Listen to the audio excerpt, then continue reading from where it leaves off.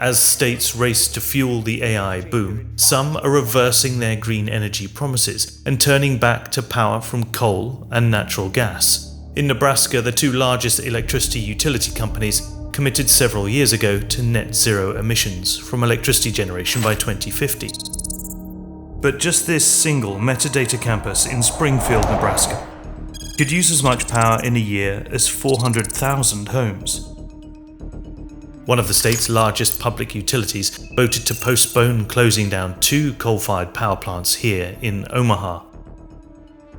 This image, created using satellite data in June 2023, shows a plume of CO2 emissions released from the North Omaha Station facility at an estimated rate of 300,000 kilograms per hour. And in 2025, the utility decided to build 2 new natural gas plants, all to meet spikes in electricity demand, mainly driven by data centers. That means that utility providers are either abandoning their commitments or significantly stalling their commitments to move away from fossil fuel.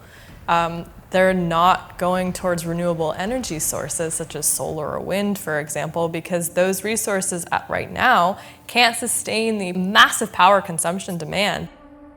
Big data center developers have announced massive investments in renewable projects like solar plants, wind farms, or nuclear power. The big question is, can the already fragile and fragmented grid support it? And if massive infrastructure upgrades are needed, who picks up the tab? Amazon, Microsoft, and Google told Business Insider they were committed to paying their full share for upgrades to grid infrastructure, like high-voltage power lines. But there's plenty of evidence pointing to the fact that costs are already being passed on to customers.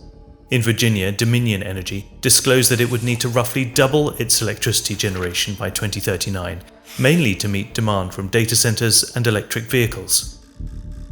The expansion could cost up to $103 billion, increasing residential electricity bills by as much as 50%.